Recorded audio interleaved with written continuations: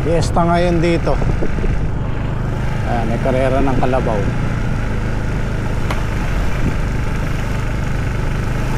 Halos katabihan lang namin yung ano, race track nila.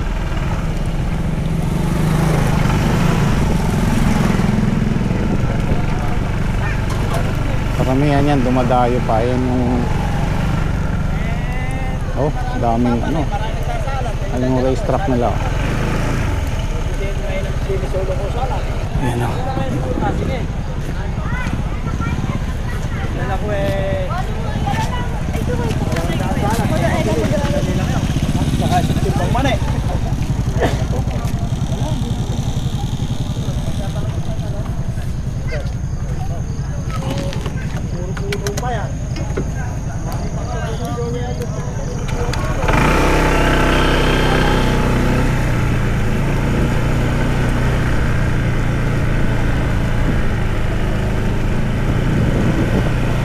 Ganda ng mga kalabaw.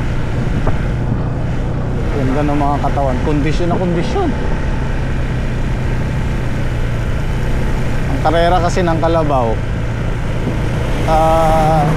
kung minsan yung first prize sila 100 o 50,000, pero ang pinaka minahabol nila doon yung mag-champion yung kalabaw nila.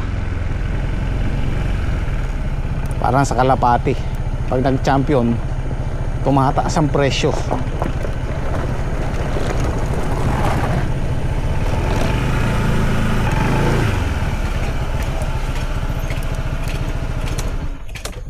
Hinaharangan ko na yung parin pa de piyesta sa kanila, doon na lang daw kumain. Ewan ko kung kumuha sila ng lulutuin dito. Kumuha kayong ulam, Kian? Kumuha kayong ulam? Okay.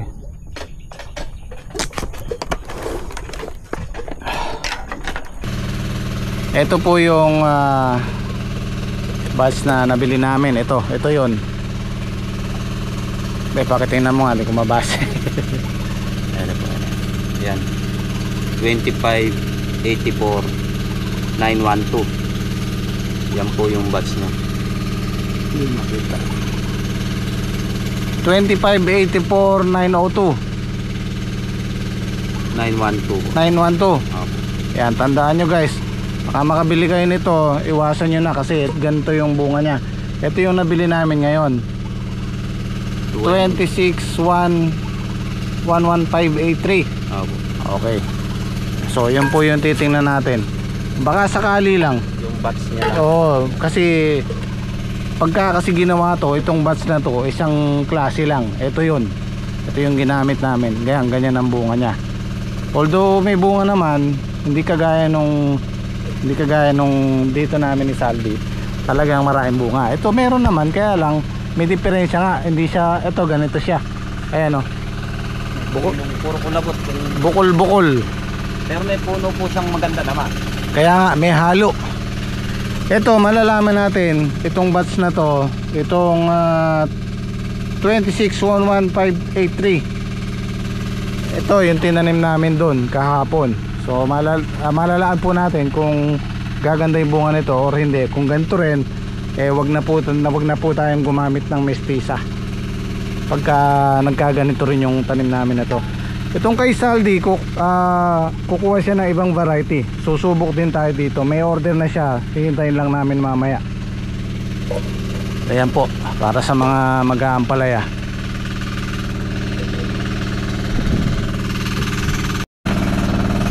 Adobong babi. Ayan, almusal po tayo.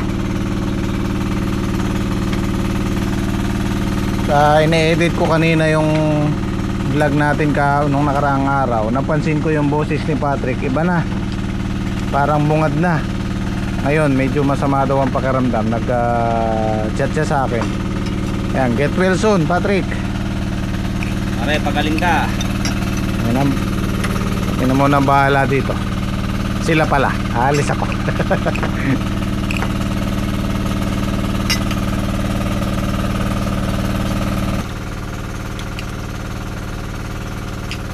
Marami nirapon mga kukunin sa amin. Mga nanay ko. Nirapon sila? Nirapon sa kada 150 raw. ano po kayo dun? Ano po yung pangalan niyo? Kuya, maraming pangalan doon. Dito. Bawat 3A, bawat, ang ano nila, 150. bawat 300. 150. Ito, ganito dapat siya. Oh. Ang ganda.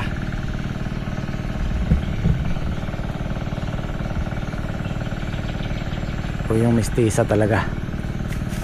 So yung pinag-orderan namin ng bagong buto, bagong variety, pupapasyal daw dito. Papatingin namin tong ampalaya namin kung ano masasabi niya. Sana pumayag siyang magpa-video para maipaliwanag kung ano yung issue ng buto. Bukas pipitas ulit tayo. Meron siyang bagong variety, susubukan natin. Actually hindi naman bagong variety sa amin, bago. Ngayon pa lang namin ito try. Interviewin natin kung anong masasabi niya, kung ano maganda. May tama oh. So kausapin muna natin si technician kung meron siya may papayo bago tayo umalis. Hihintayin ko lang siya. Maya bibiyahin na tayo. Ninong sa kasal. Ninong kami ni paring Reggie. Mamaya na po yun, mamaya ang alas 3 ng hapon. Boss, good morning. Mark po. Mark. Apo, na-ayon sa sadin po. Ay, salamat sa pagbisita. Bali sir, anong naman kami more on sili, kamatis, tsaka yung ampalaya pa lang naman po. Yung pa Okay. lang naman po yung labas namin. Eri po yung ampalaya namin sir. Kasi Thalia eh. Thalia F1. Actually sir, dito po kasi sa base po dito sa brochure, Malaysia. Pero nung naitanim na po siya ng Pilipinas, malaki po difference. Bago ba to? Last year po. Bago lang. Yes po. Pero si Enza po is 6 years po dito sa Pilipinas, 86 naman po globally. Ensa Sayden. Pagka po ano sir, may page din po kami sa Enza. Makita nyo Sa po Facebook. Apo. Okay. More on ano po kasi kami dati, leafy vegetable like lettuce, pak choy, mga ganun po. Halos number 2 na po kami sa lettuce eh. Number 1 pa rin po kasi yung top breeder eh. Meron silang Top 5 breeder po kami globally. mga guide oh. Okay. Yan, makikita nyo. Suggested planting distance. Yes po. Tapos yung fertilizer. Kasi po pangkaraniwan na ito mga ayos. ordinaryong fertilizer ang ginagamit. Malaking tulong sa amin to. Pero ano din sir, kahit naman po nagkaroon ng problema, nagbibisita rin po kami. Kumari po na meron kayong mga disease na hindi nyo talaga makadingis. Yung kagaya nung Pupunta naman namin. kagaya nung mistisa na yan, may problema, makita mo yung bunga oh. Pagka sir may patay kayong puno, gawin nyo lang po. Putulin nyo na po kaagad. Oo, tinanggal na lang kasi ni Saldi yung isa dyan eh. Yan, bulugan sir yan. Pagka yung namatay siya yung parang wilting. Yung talagang kung kailang sumete tsaka po dito namatay.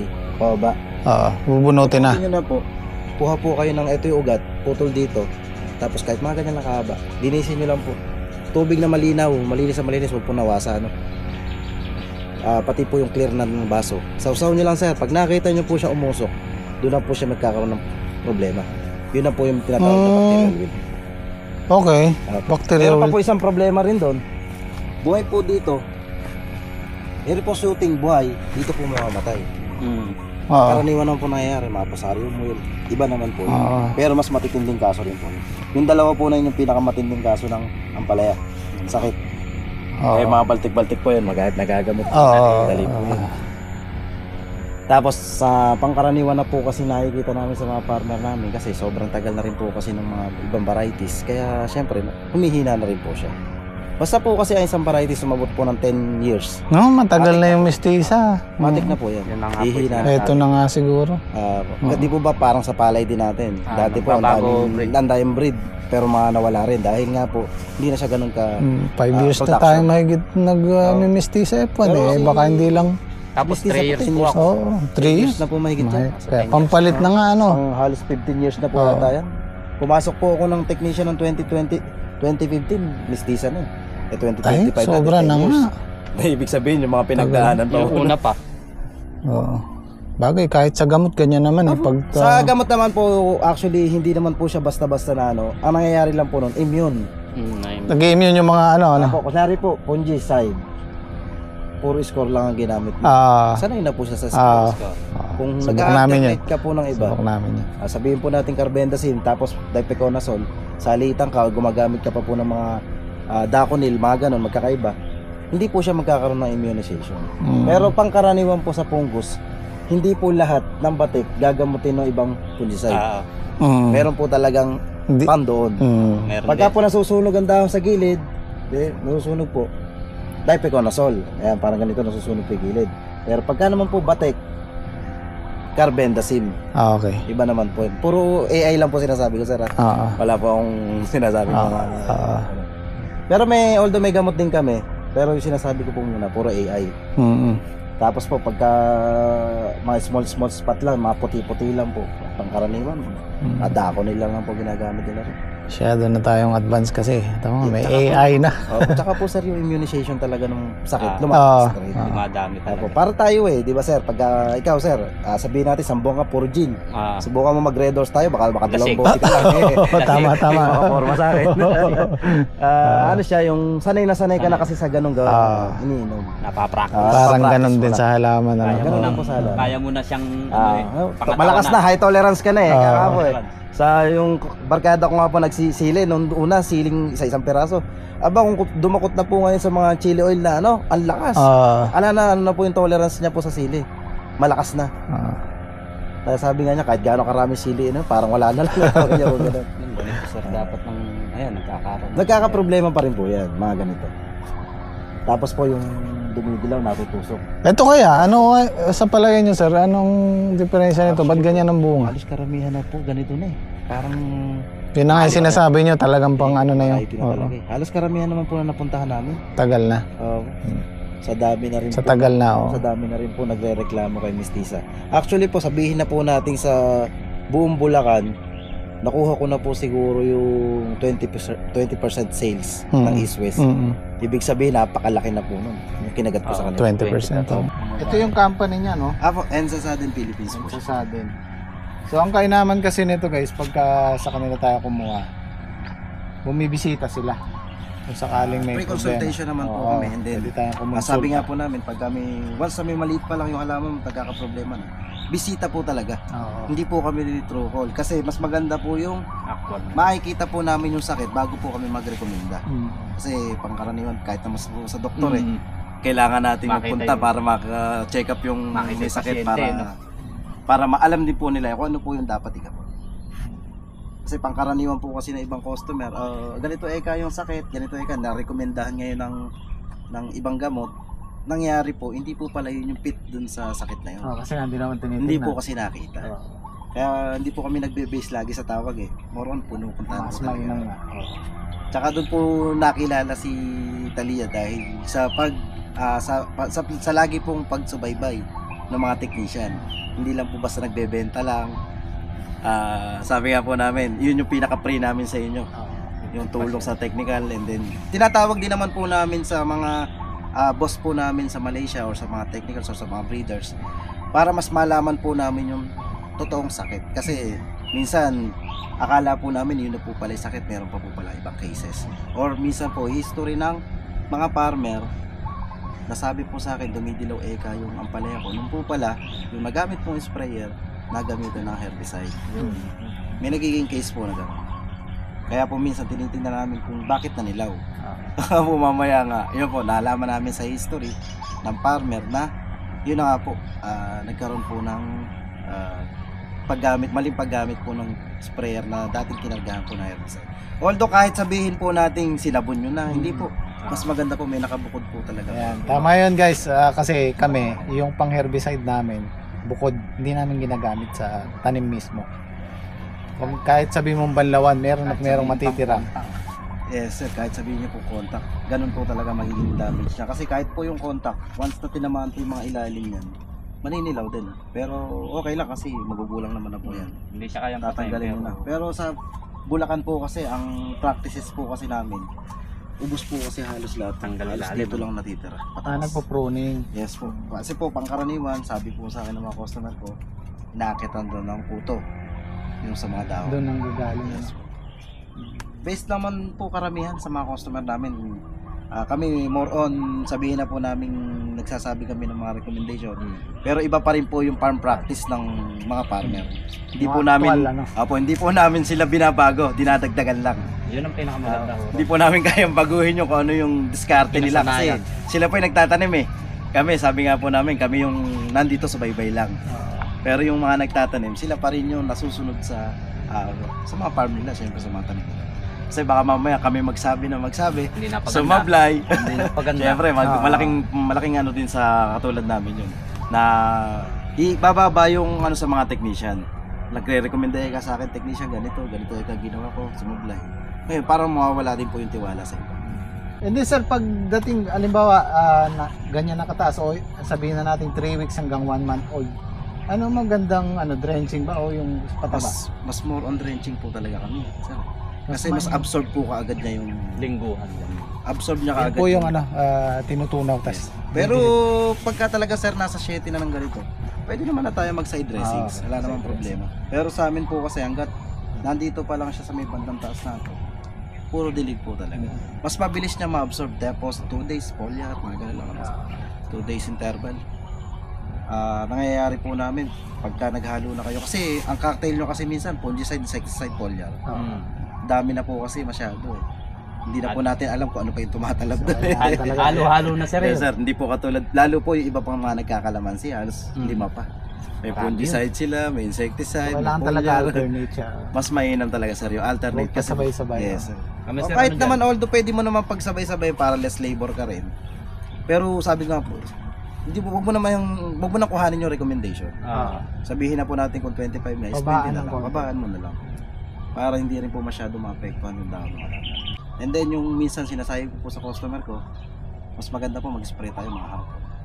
Lalo po pagka labas po lahat ng bulaklak. Napapatay po kasi natin minsan mga pollinator. Mabubuyog sa umaga-umaga. Pag maaga po tayo nag-i-spray, hindi man po natin napapatay, naaalis po natin sila. Kasi minsan mabaho po yung gamot, napapaalis.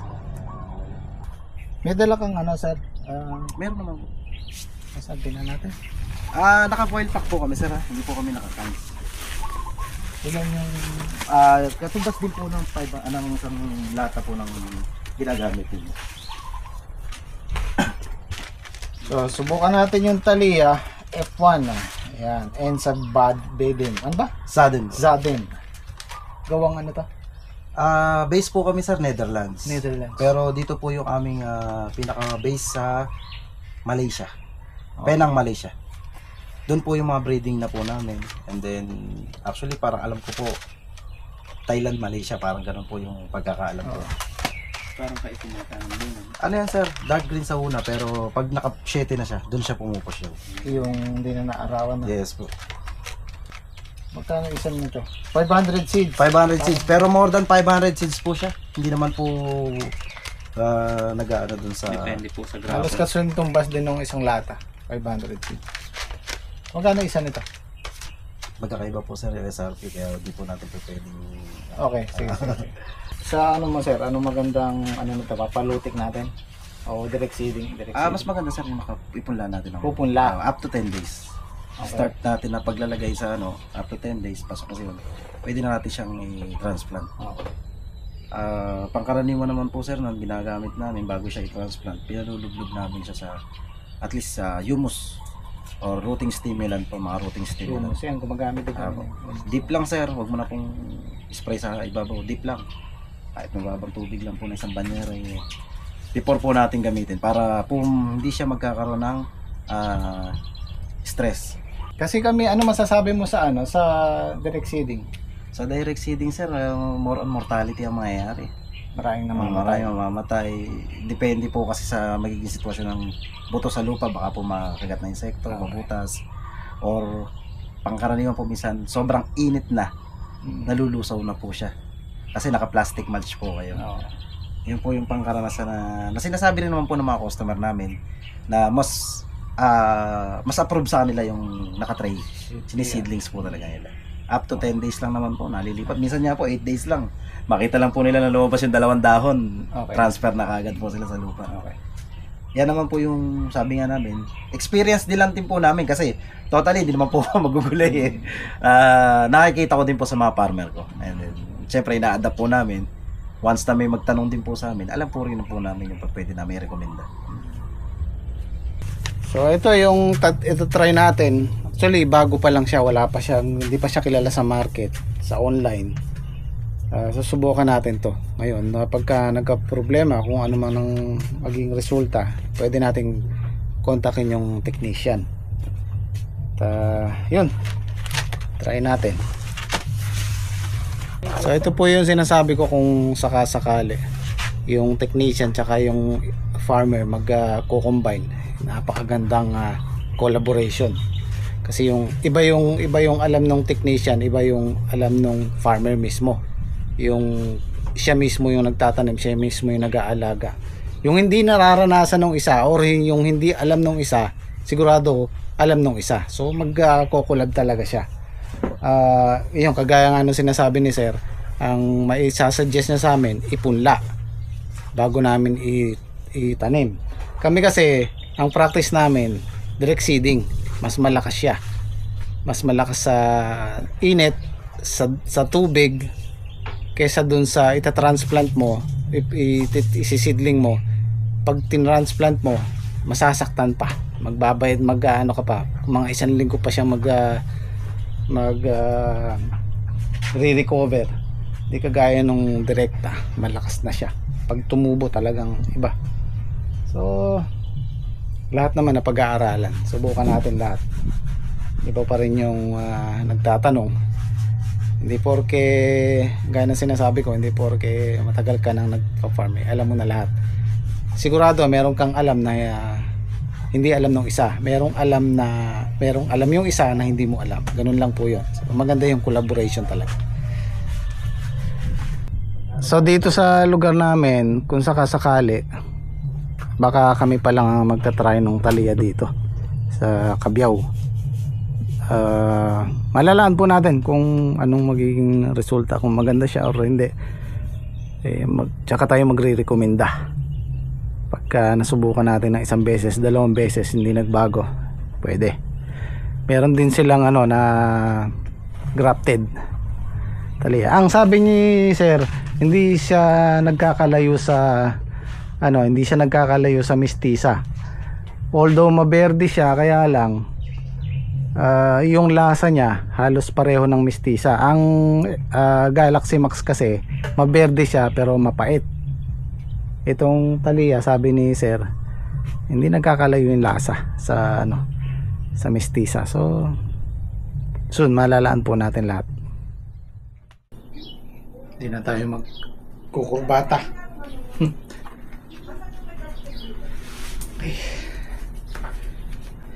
Okay, let's go. Ayan, kasama ko si Ninang. Ninang? Nagpulbo lang ako kung ano yung nakikita nyo, yun na yun. Wala nang remedyo. At least natural. Si paring Reggie. Malapit na tayo. Mga 2:30 nandun na siguro tayo. Alas 3 daw sabi ni paring Doy. Yeah, shoutout kay paring Doy tsaka kay Maring Seng. Maraming salamat sa pag-imbita, sa pagkuwang ninong. It's an honor.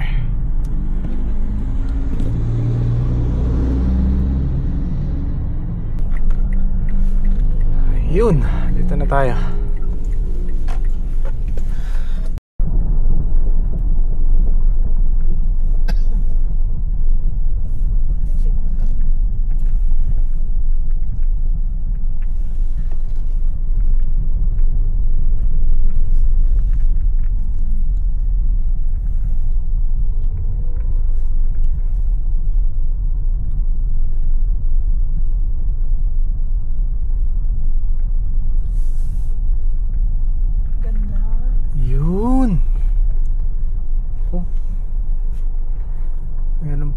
tayong paparkingan.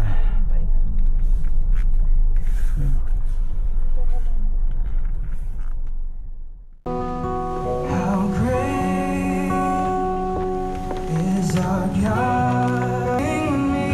How great is our God? The name above all names. How great is our God? You are worthy of great is our God.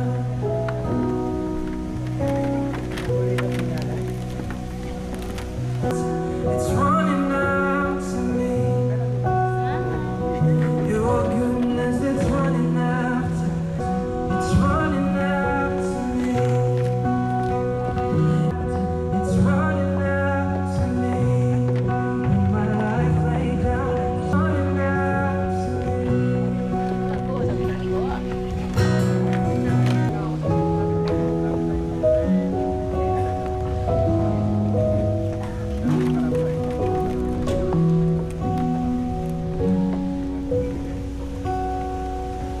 of how you bless me, how your hand has never let me go. You never, God, I can't believe how you love me. What a friend you have been, so good to me. God, I can't believe how you love me. What a friend you have been, so good to me. God, I can't believe how you love me. What a friend you have been, so good to me. God, I can't believe how you love me. What a friend you have been. Oh.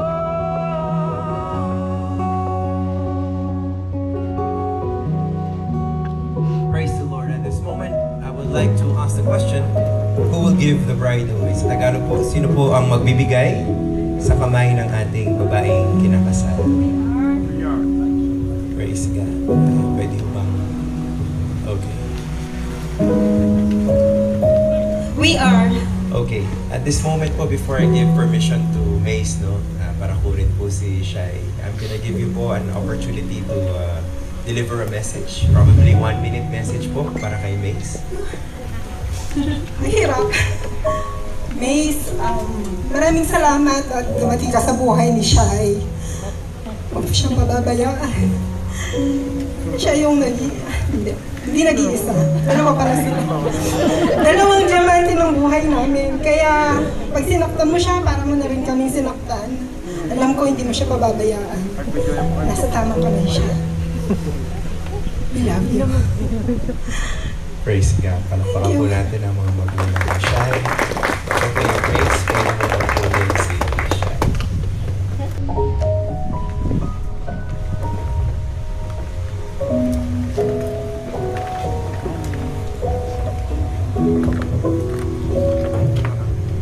And now, before all of these witnesses, I ask you, Mace, do you take Shai to be your lawfully wedded wife?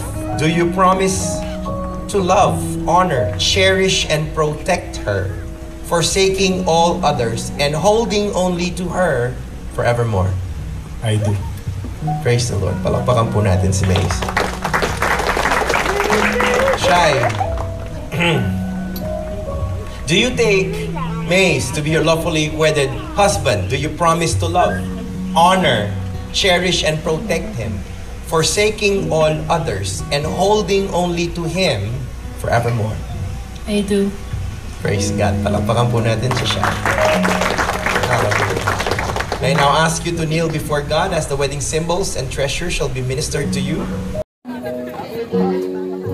After this photo taking, we would like to invite all the secondary sponsors, including the maid of honor, best men, groomsmen, bridesmaids.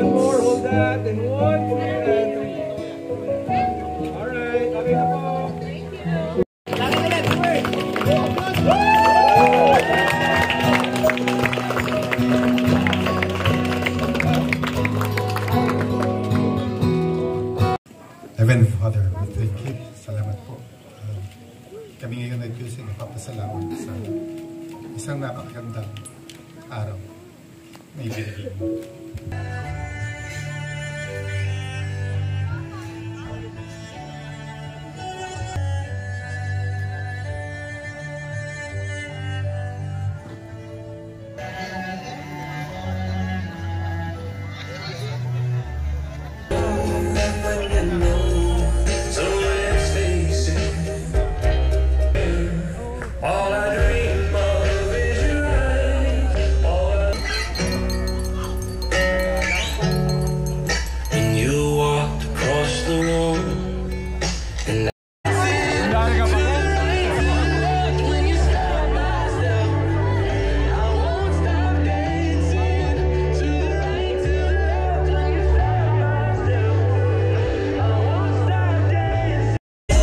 Tayo pare.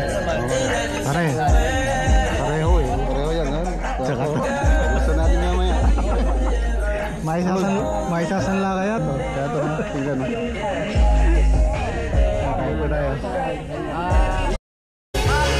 Okay, uwi na kami. Pare, tuloy na kami. Pare, salamat.